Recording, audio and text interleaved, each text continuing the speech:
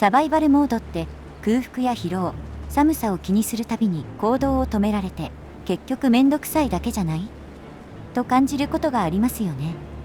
今回はサバイバルの面倒な管理をできるだけ減らしながら、食事やキャンプ、釣り、入浴まで旅の一部として楽しめる環境を作っていきます。うまく組み合わせれば、サバイバルのために作業をするのではなく、自然と食事や休息を取りながらスカイリムを旅するプレイへ変えられます。Survival Mode Improved SKSE。 バニラのサバイバルモードは空腹、疲労、寒さを常に気にする必要があり、冒険よりもステータス管理が面倒に感じることがあります。このモッドはサバイバルの仕組みをより細かく調整し、空腹や疲労の進行を緩やかにしたり、会話中やドラゴン騎乗中などには進行を止めたりして、不要な中断を減らしてくれます。実際に遊ぶと、また食べなきゃと頻繁に行動を中断される感覚がかなり減り、旅の流れを維持しやすくなります。バニラのサバイバルモードをベースに、もう少し自然なペースでサバイバルを楽しみたい人におすすめです。口述するスターフロストの土台としても使えますが、サバイバルモードを変更する別のオーバーホールモッドとは基本的に併用できない点には注意してください。Starfrost, a survival overhaul。 バニラのサバイバルモードでは、食事や睡眠が単純なノルマになりやすいですが、スターフロストはそこを旅の判断に変えてくれます。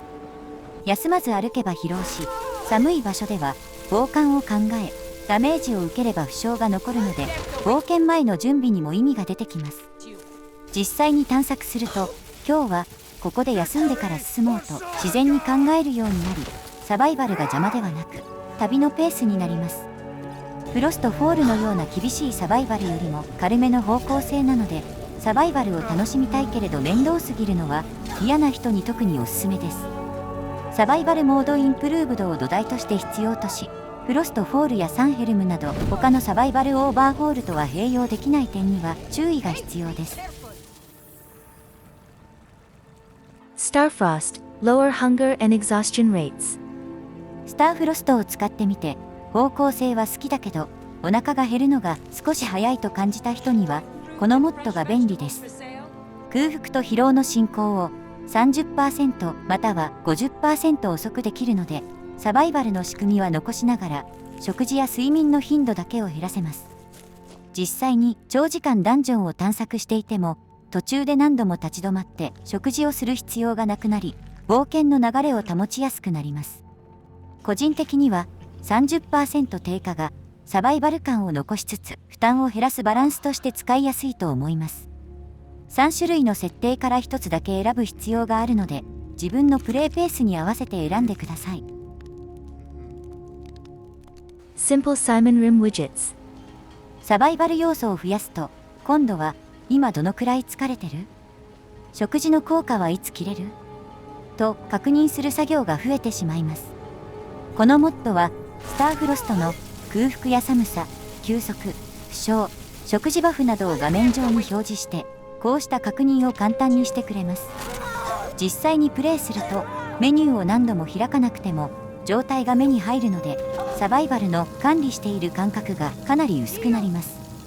スターフロストやグルメと組み合わせると特に便利で、機能を増やすというより増えた情報を見やすくする役割のモッドです。対応モッドがない場合は該当する表示が読み込まれないため、導入環境によって使える機能が変わる点は注意してください。Gourmet, a cooking overhaul。 バニラの料理は素材を集めても体力を少し回復するためのアイテムという扱いになりやすく、料理を選ぶ楽しさはあまりありません。このモッドでは肉やシチュー、野菜、パン、デザートなどにそれぞれ役割が生まれ、食事そのものが冒険前の準備になります。実際に遊ぶと、今日はスタミナを重視したいからスープを作ろうと考えるようになり、拾った食材にも意味が出てきます。スターフロストと組み合わせると、空腹を満たすだけでなく何を食べるかが旅の判断になります。料理を本格的に楽しみたい人にはかなりおすすめですが、食料商人の品揃えなども変更するため、他の食料系モッドとの競合には注意してください。Starfrost and Gourmet, longer lasting food buffs. スターフロストとグルメを組み合わせると、食事や飲み物の効果時間が短くなり、さっき食べたのにもう切れたと感じることがあります。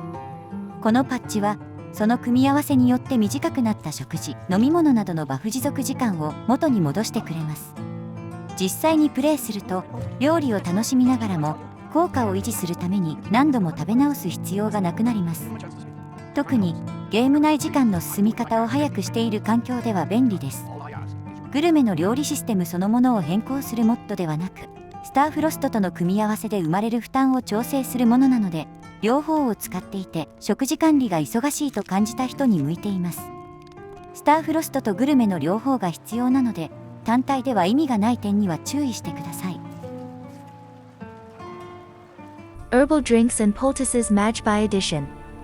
バニラでは薬草や植物を集めても、主な使い道は錬金術の素材という印象が強いです。このモッドを入れると、お茶やコーヒー、湿布、ハーブ系の飲み物などが増えて、集めた素材を旅の途中で使う楽しみが生まれます。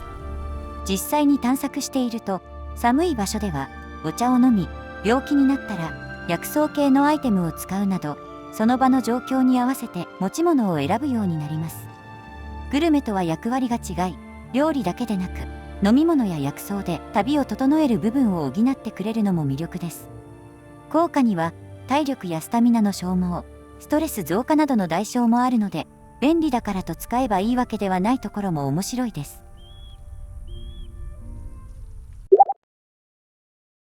Sea salt deposits. バニラでは海岸を歩いていても、海から塩を採取できるわけではなく、料理用の塩は基本的に商人などから入手します。このモッドを入れると、スカイリム北部の海岸や一部の島々に潮の交渉が追加され、実際に海辺へ行って塩を採取できるようになります。探索中に海岸を見つけたとき、ここで料理の素材を確保しておこうと寄り道する理由ができるので、単なる景色だった場所に生活感が出てきます。グルメとも相性が良く、料理素材を買うだけでなく、自分で探して集める遊びにつなげられます。小規模な変更ですが、サバイバル生活の説得力を高めたい人にはおすすめです。旧版から更新する場合は新規セーブが推奨されているため、導入前にはその点を確認しておきましょう。Farming crate. バニラで自給自足をしようとすると、農地を持っていない冒険者は安定して作物を育てにくいですよね。このモッドでは土壌クレートを好きな場所に置いて、人参やじゃがいも、リーキ、キャベツなどを育てられます。実際に遊ぶと、この町の近くに小さな畑を作って、次の旅の食料を用意しておこうという生活のサイクルを作れます。大規模な農園を追加するモッドとは違い、既存の世界に小さな畑を置くだけなので、冒険者としての生活を崩しにくいのも魅力です。グルメやスターフロストと組み合わせれば、自分で育てた食料を旅に持ち出す意味も出てきます。ただし、現状では対応している作物が4種類に限られるので、本格的な農業を求める人には物足りないかもしれません。Fish anywhere with water. バニラの釣りは釣り場を探して移動する必要があるため、目の前に川や湖があっても、そこが釣り場でなければ釣れません。このモッドでは近くに水場があり、その方向を向いていれば釣り場として設定されていない場所でも釣りができるようになります。実際に探索していると、川を見つけた瞬間にちょっと魚を取っていこうと寄り道できるので、移動そのものが最終の時間に変わります。グルメと組み合わせれば、釣った魚を料理してその日の食事にする流れも作れます。釣り場を増やすというより、スカイリムの水辺そのものを生活資源として使えるようにするモッドなので、サバイバル環境との相性はかなりいいです。ただし、水場があればどこでも釣れるわけではなく、水の方向を向くなどの条件がある点には注意してください。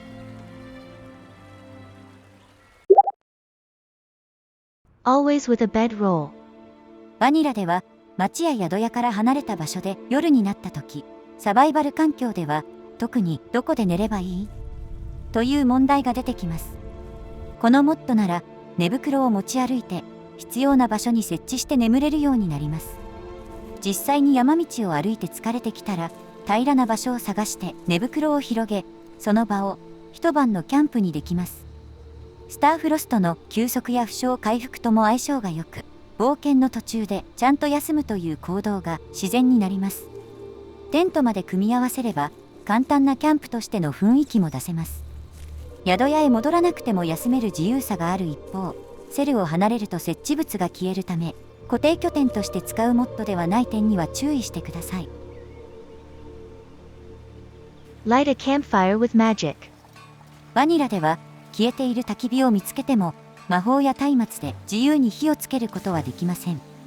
このモッドでは魔法や松明を使って既存の焚き火に火をつけられ、さらに専用の焚き木を持ち歩けば好きな場所に焚き火を設置できます。実際に雪山を探索していて焚き火を見つけたら火をつけて暖を取り、そこで一息つくという行動が自然にできます。Always with a bedrollやスターフロストと組み合わせると寝袋と焚き火を中心に小さなキャンプを作れるので、野外生活の説得力が一気に上がります。魔法で火をつけられるという点では魔法使いとして旅をするロールプレイとの相性もいいです。ただしこのモッドで自分で設置した焚き火は料理には使えないため、調理目的なら別の熱源を用意する必要があります。Simple portable cooking. バニラでは野外で料理をしたくても基本的には調理設備がある場所まで移動する必要があります。このモッドを使えば調理鍋をインベントリから取り出してキャンプファイヤーなどの対応する熱源の近くでその場で料理できます。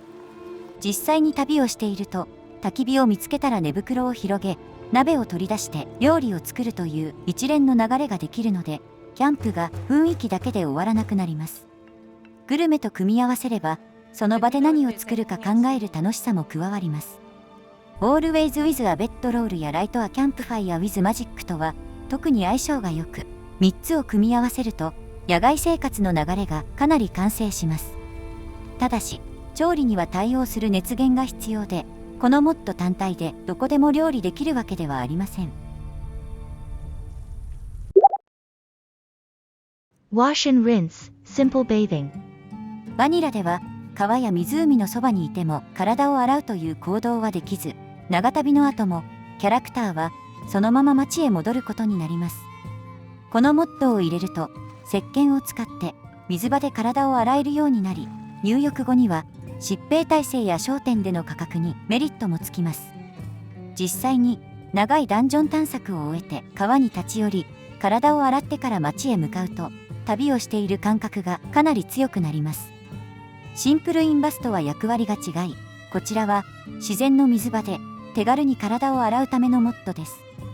NPC にも石鹸を使えるので、フォロワーと旅をするロールプレイにも使えます。ただし他の入浴モッドが管理する汚れ状態を直接処理するわけではないので、既存の衛生モッドと併用する場合はそれぞれの役割を確認しておきましょう。 Simple in bath. バニラの宿屋は基本的には食事をして寝る場所ですが、旅の疲れを落としてから出発するという生活感はあまりありません。このモッドを入れると宿屋の主人との会話から浴室を利用できるようになります。実際に町へ戻ったら食事をして風呂に入ってベッドで眠り、翌朝また出発するという流れが作れるので、宿屋が単なる休憩地点から旅の拠点へ変わります。ウォッシュ&リンス、シンプルベージングと組み合わせれば、こちらを町での入浴、あちらを野外での水浴びと使い分けられます。宿屋そのもののセルを変更せず追加する設計なので、既存環境に入れやすいのも魅力です。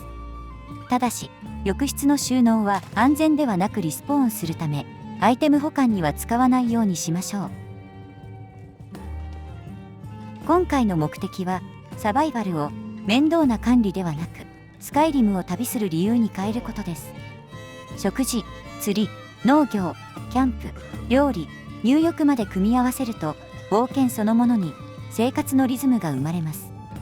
個人的にはスターフロストを中心にグルメ、寝袋、焚き火、料理鍋を組み合わせるとサバイバルのために作業するのではなく、旅をしていたら自然と食事をして休んで体を整えているという感覚に変わるのが特に良かったです。